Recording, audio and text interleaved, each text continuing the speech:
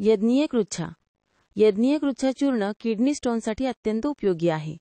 अगदी सहजपणे 5 ते 7 ml एका वेळी एक किडनीत असलेला किडनी स्टोन सहजपणे पडताना दिसतो. त्यापेक्षा मोठा असेल तर तुकडे होऊन पडताना दिसतो. जे लोक नियमितपणे बोरवेलचं किंवा जास्त क्षारयुक्त पाणी पितात त्यांना स्टोन होत असतो.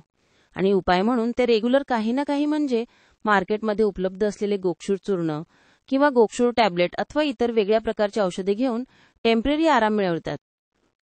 आपल्या माहितीसाठी सांगते, यज्ञीय कृच्छा चूर्णामध्ये गोक्षूर क्षार तर आहे आणि पुनर्नवाचं क्षार पण आहे.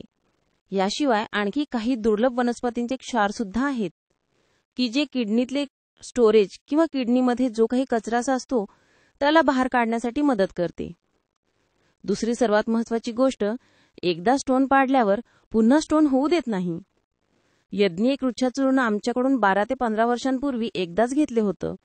मात्र त्यांना 12 ते 15 वर्षात पुन्हा एकदाही किडनी स्टोन झालेले नाही. अशा भरपूर व्यक्तींची नोंद आमच्याकडे आहे. यज्ञीय कृच्छा चूर्णाचा डोस 5 दिवस घ्यायचा आहे. एक डोस हा कृच्छा चूर्ण हे दह्याबरोबर मिश्रण करून घ्यायचे आहे. असे 5 दिवस घेऊन प्रॉपर पथ्ये पाळायची आहेत. हे लक्षात असू द्या की एक खड्यासाठी मात्र एक डोस म्हणजे 5 दिवस पूर्ण घ्यायचेच आहे. 2 खड्या असतील तर 2 वेळा आणि 3 खड्या असतील तर 3 वेळा घ्यावे लागेल. तसेच यज्ञीय कृच्छा चूर्णाबरोबर यज्ञीय गंधर्व हरितकी घेतली तर बॉल बॅडर स्टोनलाही विरघळण्यासाठी यज्ञीय कृच्छा चूर्ण मदत करते.